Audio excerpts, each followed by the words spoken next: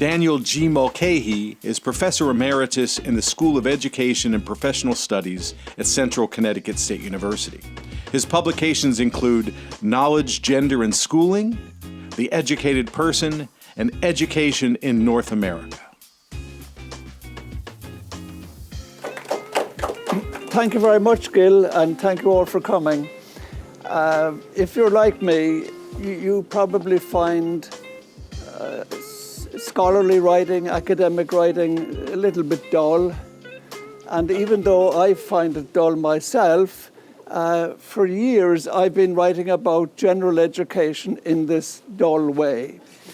So I thought it was time to try and change it up a little bit, if that's possible. So what I've done is produce Gen Ed, and that's the outcome of my effort to make this a little bit more lighthearted, if that's possible. And perhaps it's best to get started by saying a little bit about the broader context, and then I'll go on and I'll read some passages from the book itself, which I think can best convey the sort of the flavour and even some of the story of the book itself.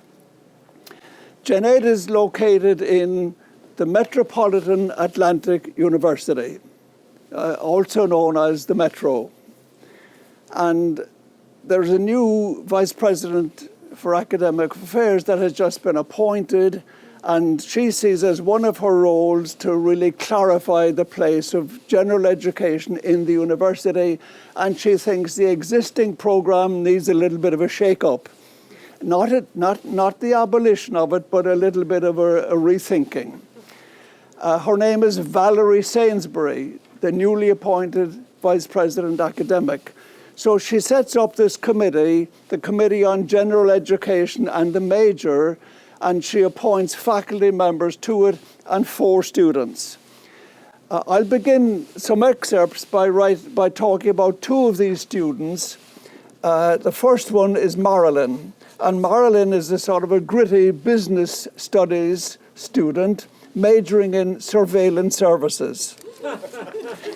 She's invited by the Dean of Business Studies to come along and have a chat, so she's happy to do that. She was well known to the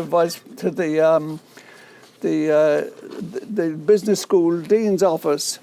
So here we get started. How do we start? Where's the paper gone to? Okay. How would you like to serve on a committee with our illustrious Vice President for Academic Affairs, Marilyn, inquired Dr. Wang, the Associate Dean of Business, as he eased back in his leather swivel chair in the plush surrounds of his office. She talks like an Ivy Leaguer, an innocent abroad in the real world. You know, a Gen Ed type and all that. Gen Ed, geez, I loathe the stuff. You know that. Marilyn answered with a grin. Yes, but the Vice President doesn't know it, Marilyn. She's looking for some student input on Gen Ed. You could hobnob with the top brass and get your view out there. It won't prepare you for the corporate world, but surveillance services has been good to you. I was hoping you could do us a favour. Okay, so the next day, Marilyn goes along to meet the Vice President. Hi, ma'am, came the bright salutation. I'm Marilyn. Hi, echoed Sainsbury uncharacteristically. Do take a seat, she added, as Marilyn sat down, managing to bend without ripping her skin-tight shorts at the seams. Phew, it's warm outside. Well, Marilyn, I understand you have an interest in general education, said Sainsbury, mesmerised, as Marilyn caught her breath and she herself hurriedly tried to refocus on the familiar. Geez, I find a lot of things more interesting than Gen Ed, but yeah, I suppose kinda, Marilyn said, settling down quickly. My interest is in finding out what blooming use it is. Do you know what I'm saying? All those blooming courses, and for what? They all cost the same dollars. See my point? But how can you put a price on education? The Vice President chanced, not quite sure where to go. How can anyone put a price on education? The Metro puts a price on it, Marilyn shot back. It's $2,000 per 3-credit course. So it is, Sainsbury agreed unexcitedly, belatedly realizing that it was her office that had just justified the price tag. No less comfortable than before and still quite unable to get the hang of Marilyn, she pondered the cost of a priceless education as Marilyn continued. But Dr. Sainsbury, cost isn't the only issue. It's not just that it's a waste of money, it's a freaking waste of time. I mean to say, for most of us kids, it's all those courses, 50% gen ed courses, stuff like history, poli-sci, earth science, art appreciation, and if you're not lucky, 2 semesters of a foreign language. I mean, that's more courses than I need for my major. I came here to go into surveillance services, not to be an archaeologist or a ventriloquist. Okay, so that's one of the central student figures. The second student of interest, Philomena, is studying for her teacher certification in Professor Kelly's class. A graduate of Swasser, a posh private college on the West Coast, Philomena exhibits a refinement lacking in Marilyn, even though the two become good friends. In one of their conversations over lunch, Marilyn brought up a question of what it means to be well educated. Gosh, Marilyn, that's a great question, said Philomena. It reminds me of a question we were just discussing in Dr. Kelly's class today. What is an educated person? An educated person needs to be able to do something. I don't buy this shit, oh, pardon my French, Philomena, that it's all about thinking and knowing stuff like philosophy and literature. We also need to know stuff like how to work, cook, look after our health and well-being, and that sort of thing. One of my gen ed profs walked into the door the other day. What a dope. We need to be able to handle ourselves. We used to learn so many fundamental tasks in home ec, but they cut it from the curriculum to have more testing and all that. They also cut my favorite course, social studies. I don't disagree with you about an education being able to do things, said Philomena. I just never thought of it that way. Yet Plato was no fool. I'm sure he never walked into doors. Yeah, but what about his pal, the guy who drank poison? Sounds kind of stupid to me. Now, there's much more extensive discussion of this and related questions in Professor Kelly's class, where he attempts to model Socratic teaching for his students. So a little bit of the Socratic teaching. I don't know, you tell us, said a young man caught off guard by being asked, what is education, on the first day of the semester. Following a brief comment, Kelly continues, come on, you can do better than that. Yes, you in the back row, he said, pointing to a few students who had raised their hands. I'm Jean. Education is learning, she announced, with an assurance, yet a hint of nervousness. Learning, exclaimed Kelly, as if the thought had never occurred to him. How can that be? Surprised at his response and more self-conscious than before, Jean replied, it just is, sir. Of course it is, said Miguel. Oh, it's not, charged Philomena, 2 rows ahead of Miguel. I learned to tie my shoelaces at home. That's not education. Oh, yes, it is, claimed Annette from the front row, aggrieved and looking straight ahead. As a parent, I am an educator, even if the state thinks I'm not a teacher, just because I'm not yet certified. Okay, just a minute, said Kelly, quieting down the class, which was beginning to find its wind. It is or it isn't, which is it, and why? Declarations are okay in their place, but as I explained just a minute ago, this class is not one of those places. Here we need reasons for our opinions. So another Socratic interaction. How do you define good schooling? Asked Miguel. Kelly elaborated. Good question, Miguel. Let me put it this way. If it allowed for more classroom discussion and less lecturing by the teacher, what would you say? Well, Freire said education is suffering from narration sickness, and I agree, said Serena. But lecturing is helpful too. The discussions in this class can be exhausting, and you seldom give us a straight answer, just more questions. Professor Kelly, if you forgive me, I'd hate to be your wife. A student actually said that to me in class one day. That's a repeat quotation.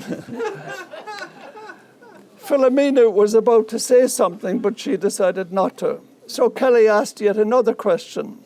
Leaving marriage and relationships out of the question, let me change the subject a little. Would you prefer to call me professor or instructor? Jean answered quickly, I wouldn't want to be a liar and call you an instructor. There's very little instruction in this class. I might be thrown out of the university if I lied and called you an instructor, and I want to get my degree before I leave the metro. I would prefer if you were an instructor, said Annette loudly. My husband thinks you're derelict in your duty. That way you wouldn't be invading my private thought processes and poking around in my brain, looking for the way I think. You might even give us something to write down in our notepads, she said, pointing to an empty page. Changing away from focus on students, one of the central professors who's promoting Gen Ed, as he calls it, is a Professor Edwards. And he presents his point of view mostly in a fairly unprofessional manner. So here he is in a debate with Professor Kelly in the Committee on General Education and the Major. Anxious to get a word in, Edwards rose to his feet once more. I have a question, not just a softball comment about this pie-in-the-sky Dewey romanticism, now that you've brought it up. Actually, I have several questions. What you say about the Dewey crowd does not mean we should be hand-holding or allowing students to decide what they want to learn. It's we, the professoriate, who know what they need, not them. Rigor is more important than coddling. Math, science, history, that's the kind of stuff the kids of today need, not social studies from commies and socialists like your friends Dewey and Freire. Next, you'll want to have feminist theory calling the shots. The metro isn't a kindergarten, you know. Joe, said Professor Kelly, we've got to present material to our students in a way that they find interesting and meaningful, in a way that they can enjoy it and cope with the challenges it presents. If that's coddling or just a load of feminist baloney, then I'm all for it, said Kelly. But that's what our Gen Ed does. We've identified where all these kids should be, and we've laid out where they got to go next. It's all there in our form courses and area studies. Besides, we do make allowances, said Edwards, warming to the exchange. For example, we allowed science, math, and engineering majors to fulfill some of their English requirements by taking Technical Writing 101 instead of Literary Analysis 101, or the poetry of Shakespeare, he added boastfully. My God, interjected Philomena, uncontrollably aghast. That's an abomination. Don't you realize that's a complete abdication of the very idea your form courses and area studies model pretends to uphold? What on earth does technical writing have to do with the appreciation of literature or seeking to understand the ideas and values it reflects upon? Well, Miss Smarty Pants, you're back, I see. Just remember that your argument is not with me. You should take it up with one of the organizations concerned with distribution requirements for Gen Ed courses, where I learned of it. We check our sources carefully, you know, said Edwards, completely failing to grasp the point of Philomena's objection. Then, in a less discreet expression of his opinions, Edward reveals his thoughts for Arnie Smatter, the irrepressible and inquisitive chat show host of Radio YOY. Per Perturbed by the events at the Committee on General Education and the Major on the Friday following one of his angry outbursts, over the weekend, Edwards persuaded Smatter to have him back on his chat show to vent his feelings. The students on Sainsbury's committee are punks, Arnie, Edwards declared for listeners while he was not yet fully sober following a late night of drowning his sorrows. I see, said Smatter, not knowing what to expect from Edwards. One of them, Marilyn, is an ignoramus from the business school, which ought to be shut down anyway. The other, Saint Philomena, thinks she's a Newman scholar. I think she's a Swasser College smartass. Unfortunately, these kinds are all too common at the Metro these days. I put it down to our socialist and left-leaning faculty. So these obviously are just some examples that don't cover the full range of the story. So let me just say a few words by way of summary. There are many items discussed in the Committee on General Education and the Major and in Kelly's class, topics such as what are the basics? Is the university the proper place to locate general education? Is it even possible to provide general education in schools and universities at all? There is also, in the course of the story, a window on the politics of education as it's played out on the school board, on which the local representative and the chairman of the Metro serve.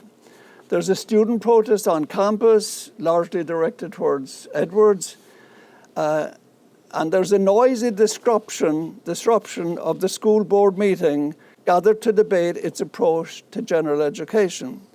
This was a January 6th style disruption, even though that event had not yet occurred.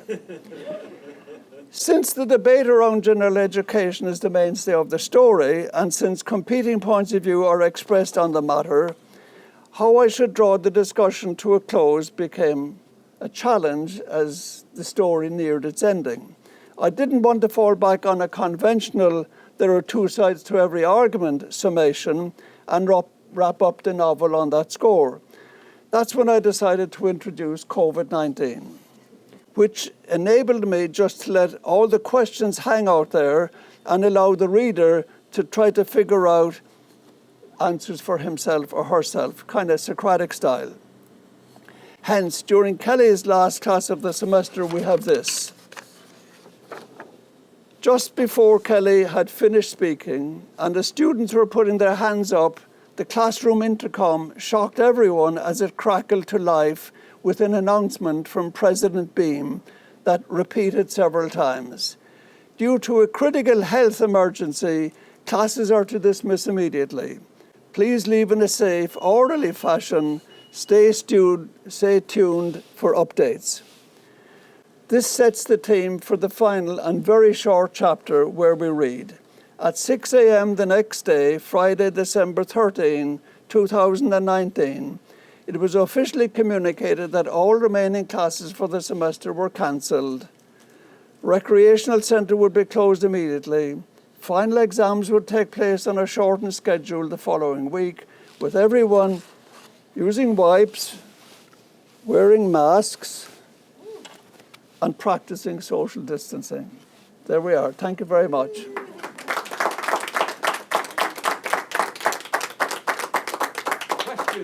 Questions for Daniel? Not a question, but I have a comment. So I really enjoyed reading the book. Great, thank you. But I think you should do an audio thing because it's much funnier when you're reading it. Okay, I'm not sure how to set about that. Maybe I'd talk to what's his name, Bob Woodward, who's just done one on Trump. Please, Gil. So, why a novel? Why, I guess you already answered why, but it must have been intimidating, or was it, to kind of say, I'm going to write a very different kind of thing? Or have you been writing novels secretly for his entire life? Good question. There has been a bit of secret, though. There's one person here, at least one person, who knows that secret. I've been trying to put together a novel for decades. Much easier to publish academic stuff, by the way. That's been my experience. So when it came to this, COVID was beginning to descend upon us, and it seemed like a sensible way to fill in my time. I had already written one or two short stories that I had originally intended to use in my classes, but unfortunately never got round to, which tried to highlight the role of Socratic teaching. So I just set out on it, Gil, and I'm not sure where it was going from day one till day two. And it was only when I realized that, gosh, this could finish up very boring and dull, I realized I needed to not draw it together in a conventional way, but just finish it abruptly. And that's when COVID-19 came into the picture. I believe that's called Deus Ex Machina, right? Yeah. Other question. Yes. So, for those of us who haven't yet read the book, will we recognize anybody in it? Will we, I'll tell you what, why doesn't everybody read the book and tell me what they think? And then I will just mysteriously smile. I will not let you know whether it's yes or no, right? Say that again? I said you won't let us know whether it's actually the case. Well, I will say this much. I had some friends read, well, not this one, but the other one that I've been trying to write, and it was also university campus-based. And the first question one of those readers had is, who are the people on campus that we know in the book? Who are they modeled on? It's fair to say, I think, that I know of nobody on whom I've purposefully modeled the characters here. There are no CCSU characters in the book, strictly speaking. Now, having said that, you've rubbed shoulders with and looking at nobody in particular. You've knocked across different people, and students and faculty and so on. But certainly the situations, and certainly the debate and the issues that come up have been clearly suggested strongly in my experience at different institutions over the years. That student who said to me that she'd hate to be my wife, she was a student in Illinois, so she wasn't at Central either. But so to avoid your question adequately, that's about all I have to say. Please, yeah. So when I write science, mostly, it helps me think through things. And I'm wondering if you were trying out different ideas and got any revelations from putting them in the mouths of different fictional people you created. I think my own ideas at this stage they're still evolving a little bit. But I had just written an academic article at the very same time that I was doing both at the same time. And I think I was more putting words into students' mouths than hearing from the students, if I'm answering your question. Very few of them surprised me with what they had to say. There were a few surprises in the story, but the students, they were mostly asking questions that I've experienced in class, for the most part. And so what is your goal for the reader? I beg your pardon? What is your goal for the reader? To have a laugh, basically. And then maybe to think a little bit about the issue of what is a good education, or what is an educated person. That's a topic I've been focused on for decades. And I wanted to try and get it across. Not that they needed to agree with me, that's why there's no conclusion in the book, but to try and generate people to think a little bit about the issues that's involved in answering what's a good education. Helen, please. Daniel, have you received any feedback from your Gen Ed colleagues that probably it would be interesting? No, I haven't. Maybe they're keeping it as a secret. I don't know. I have no idea. No, not much. The publisher of this book wanted several people to review it, and the reviews are published in the book. Needless to mention, they're all very favourable. So, Larry, please. Daniel, I know of your long-standing promotion of liberal arts education, along with Jane Martin and so forth. Yes. And I here at Central, I had an advanced foundations course, that was the central question of the whole seminar course. What is an educated person? Yes. Looking historically at that. Sure.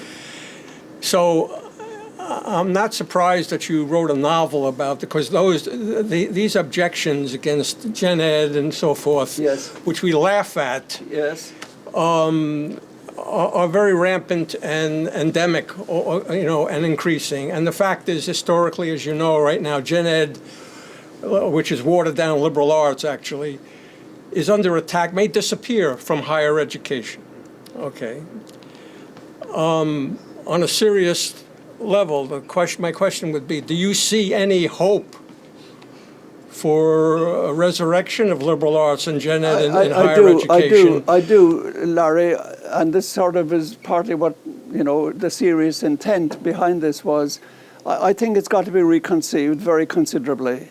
I think, to be serious now, that the traditional, the dominant view of general education as very much a literary and sort of rationalist experience is too limited. For two reasons. Number one, it cuts out the real life experience of many students.